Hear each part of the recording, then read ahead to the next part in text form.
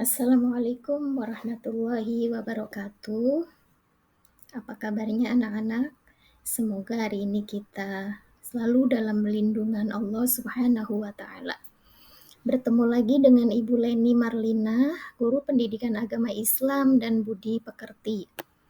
Baiklah anak-anak, tema minggu hari ini beriman kepada kitab-kitab Allah.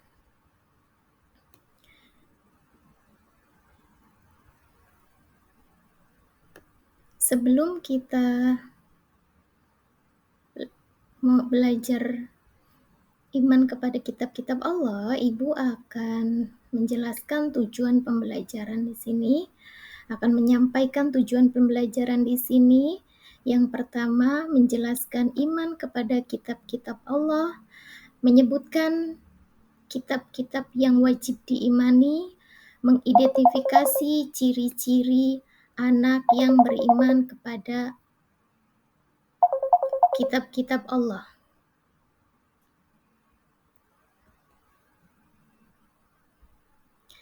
Yuk belajar mengenal kitab-kitab Allah.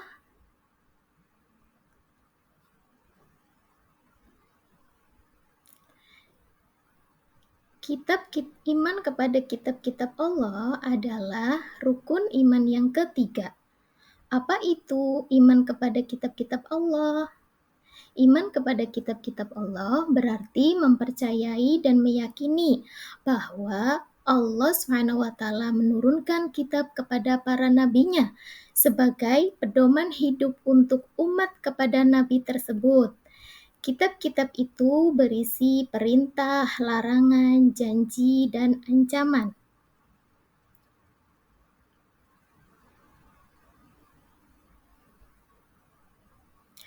Apa itu kitab-kitab Allah? Kitab-kitab Allah adalah kitab-kitab yang diturunkan oleh Allah kepada para nabi dan rasulnya sebagai petunjuk hidup bagi umat manusia. Kitab-kitab ini merupakan bagian dari rukun iman yang harus diyakini oleh setiap muslim. Ayo perhatikan gambar apa ini? Di sini ada Taurat, Zabur, Injil, dan Al-Quran.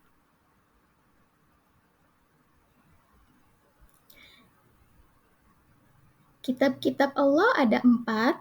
Yang pertama yaitu kitab Taurat. Taurat adalah kitab Allah SWT yang diturunkan kepada Nabi Musa sebagai pedoman hidup untuk dirinya dan umatnya. Isi kitabnya itu berisi tentang hukum syariat dan akidah pada masa itu. Yang kedua adalah Zabur. Zabur adalah kitab Allah yang diturunkan kepada Nabi Daud sebagai pedoman hidup untuk dirinya dan untuk umatnya. Kitab Zabur berisi peringatan, nasihat, dan beberapa hikmah. Selanjutnya, kitab yang ketiga yaitu Injil. Injil adalah kitab Allah yang diberikan kepada Nabi Isa sebagai pedoman hidup untuk dirinya dan umatnya. Kitab Injil berisi penjelasan kebenaran, ajaran tauhid, menghapus sebagian ajaran kitab Taurat dan kabar gembira akan adanya nabi terakhir, yaitu Nabi Muhammad sallallahu alaihi wasallam.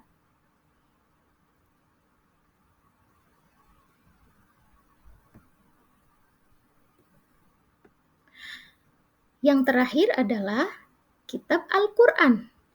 Al-Quran adalah kitab terakhir yang diturunkan oleh Allah SWT kepada Nabi Muhammad. Al-Quran berisi petunjuk hidup yang lengkap, mencakup ajaran tauhid, ibadah, hukum-hukum, etika, serta kisah-kisah umat terdahulu sebagai pelajaran. Al-Quran adalah kitab sempurna yang tidak akan mengalami perubahan hingga hari kiamat. Selanjutnya, di sini ada ciri-ciri anak yang beriman kepada kitab-kitab Allah. Cirinya yang pertama, menjalankan perintah dan menjauhi larangan yang terdapat dalam kitab Allah. Kedua, selalu berpedoman pada nilai-nilai ajaran kitab sucinya. Yang ketiga, hidupnya terarah menuju kebaikan. Yang keempat, bersikap optimis menjalani kehidupan karena memiliki pedoman hidup. Yang keempat, menghargai orang lain dan pemeluk agama yang berbeda. Yang selanjutnya, bersikap toleran sebagaimana ajaran yang ada di dalam kitab Allah. Mencintai sesama makhluk Allah sebagaimana ajaran dalam kitab suci. Dan selalu berbuat baik kepada sesama, kepada teman, dan kepada semua makhluk.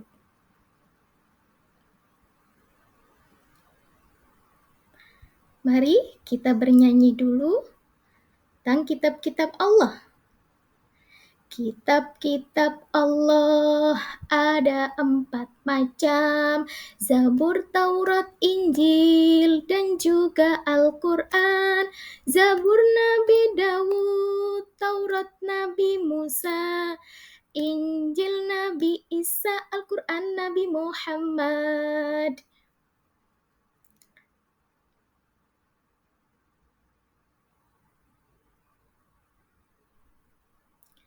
Selanjutnya, kesimpulan dari materi kita hari ini yaitu iman kepada kitab-kitab Allah adalah bagian penting dari ajaran Islam yang diatur dalam rukun iman. Sebagai umat muslim, kita meyakini hanya Al-Quran yang dapat dijadikan sebagai pedoman hidup. Karena Al-Quran adalah kitab yang menyempurnakan kitab-kitab sebelumnya, yang tidak akan berubah hingga kiamat. Namun, kita juga harus menghormati keyakinan umat lainnya.